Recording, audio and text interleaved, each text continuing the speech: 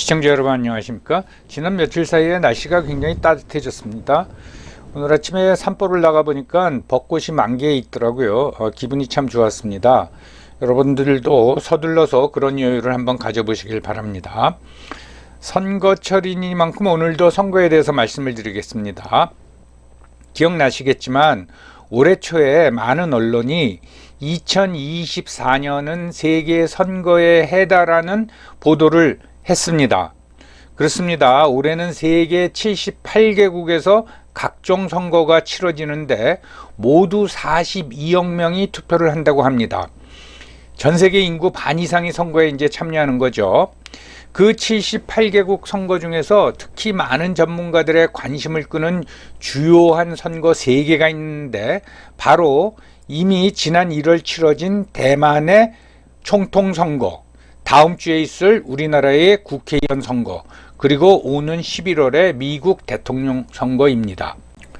이거 제 말 아닙니다. 세계 주요 언론과 국제 정치학자들이 어떤 지적한 중요 선거입니다. 이러한 지적을 접하면서 저는 이런 생각이 들었습니다.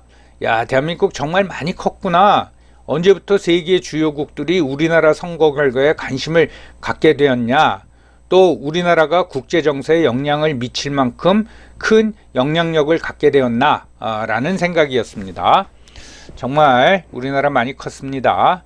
이제 그 내용을 살펴보겠습니다.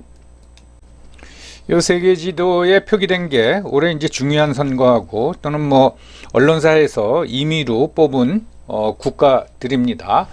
뭐 각 대륙에서 다 있죠. 북아메리카, 남아메리카 대륙에서는 뭐 미국에서 선거가 있고 멕시코에서 있고, 그리고 동아시아에서는 한국하고 대만, 인도네시아 이건 이제 끝났습니다.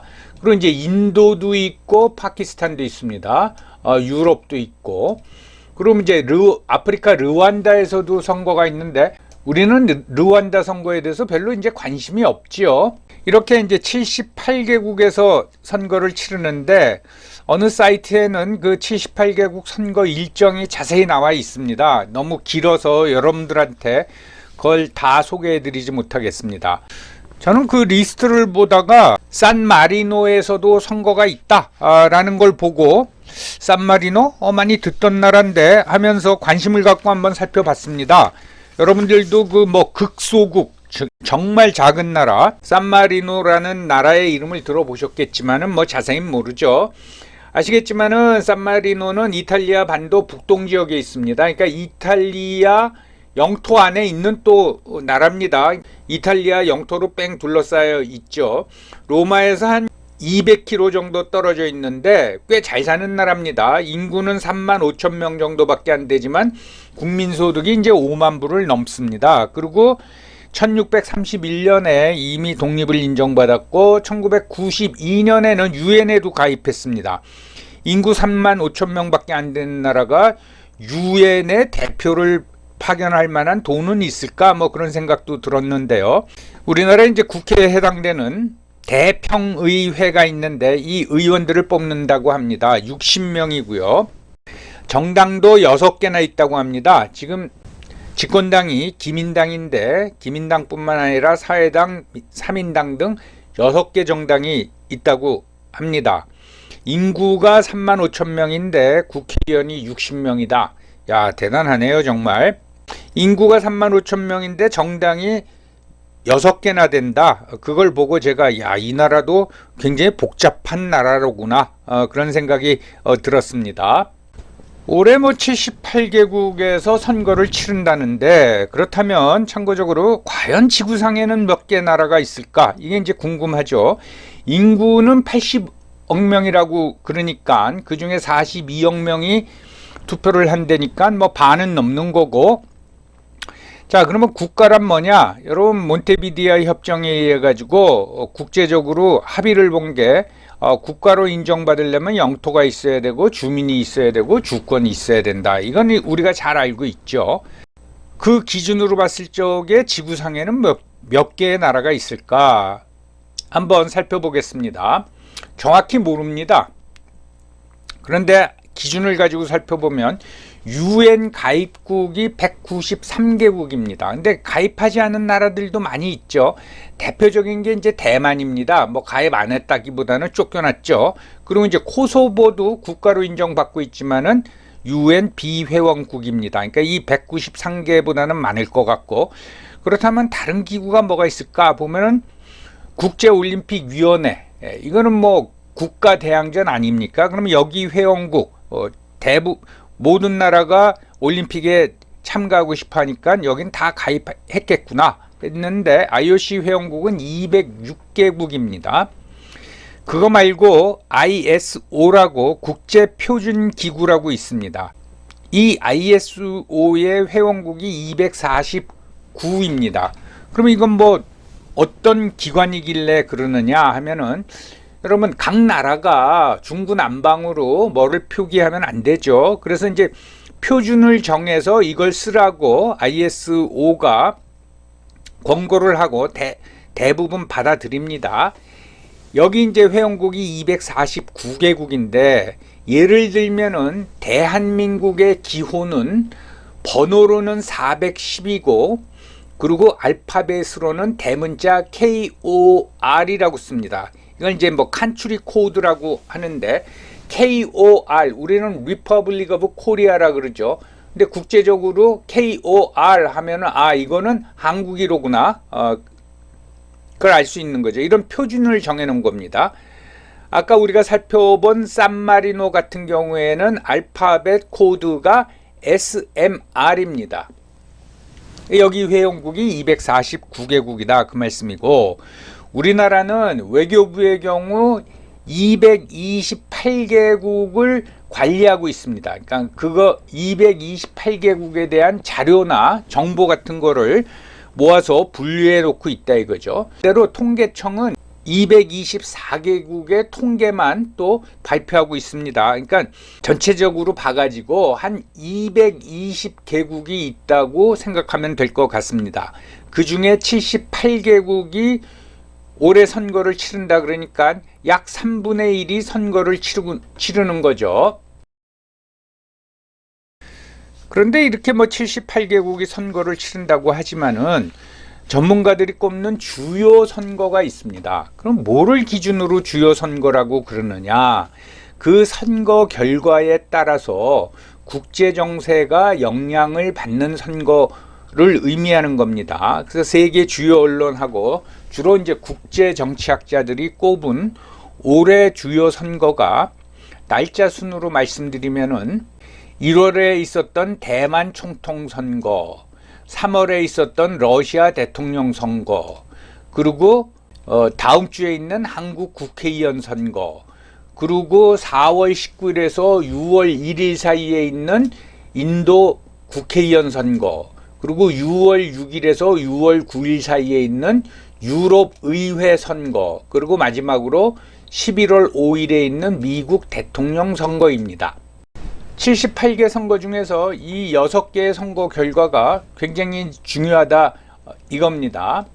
근데 러시아 대통령 선거 같은 경우는 푸틴이 당선이 되고, 이건 뭐 선거 결과 예측이 굉장히 수월했죠. 그리고 인도 총선도 이 4월 19일에서 6월 1일 사이에 치러지는데, 뭐 이렇게 하루 사이에 투표를 하지 않고 이렇게 오래 걸리느냐? 인도는 나라도 넓을 뿐더러 주마다 선거일이 틀립니다. 그래서 이게 다 끝나야지 국회가 구성이 되는데, 이번에도 모디 총리가 다시 재선될 것이 유력시 되고 있습니다.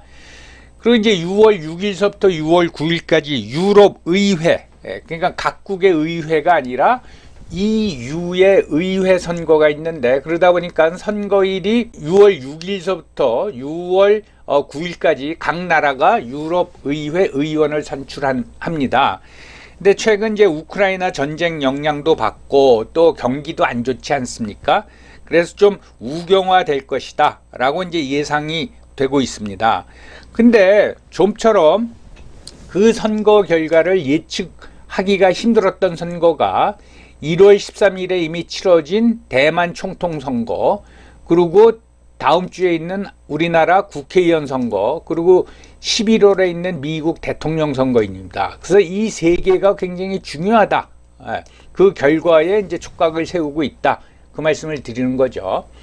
대만 총통 선거는 민진당의 라이칭더 후보가 당선이 돼서 이제 총통이 됐습니다. 그때 이제 우리나라에서는 이게 친중이냐 친미냐 이렇게 나눠서 봤는데, 대만 사람들 입장에서 봐서는 친중이냐 이제 반중이냐 이제 그거죠. 근데 예를 들어서 친중 후보인 국민당 후보가 총통으로 당선이 됐다 그러면은 그럼 미국 깝깝해지는 거죠. 남중국해 문제도 꼬이고 대만을 반중 전선에 끌어들일 수가 없는 거죠. 그래서 당연히 미국은 라이칭더가 당선되기를 바랬고, 그 다음에 중국은 그를 방해하면서 라이칭더의 당선을 방해하면서 국민당 후보가 당선되기를 바랬습니다. 근데 결국은 반중 성향의 라이칭더가 이제 당선이 됐습니다. 그리고 이제 11월 5일에 있을 미국 대통령 선거를 보면 지금으로 봐가지고는 예측 불허입니다. 그런데 만약 이제 트럼프가 되면은 큰 정책 변화가 있겠죠. 이게 자국 우선주의로 가고 전 세계가 보호무역으로 가는 거 아니냐. 그러면 이제 큰 변화가 올 겁니다. 심지어 트럼프는 우크라이나 전쟁을 왜 지원하냐 그러고, 그러니까 국제 정세에 큰 영향을 미치는 거죠.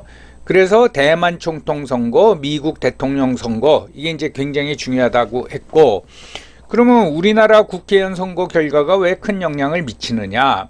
지금과 같이 우리나라가 의회 독재 또는 의회 독선이 계속되면은 미국, 일본 입장에서 이거 윤석열 정부가 들어온 후에 가까스로 한미일 삼각 협력 체제를 구축해 놨는데 국회가 또 횡포를 부리면 이게 흔들리는 게 아니냐, 이런 이제 걱정을 할 수밖에 없는 거죠. 더군다나 지금 야당은 우크라이나 전쟁에 대한 우리나라의 일종의 지원도 이제 반대를 하고 있기 때문에 유럽도 촉각을 세우고 있습니다. 우크라이나 전쟁 지원 금지 법안이라도 통과시켜 버리면은 이거 포탄을 어디 가서 사오지? 이런 이제 우려를 할 수밖에 없는 거죠. 대만도 이제 깝깝합니다. 한미일 삼각협력 체제가 흔들리면은 우리 안보도 위협을 받는 거 아니야?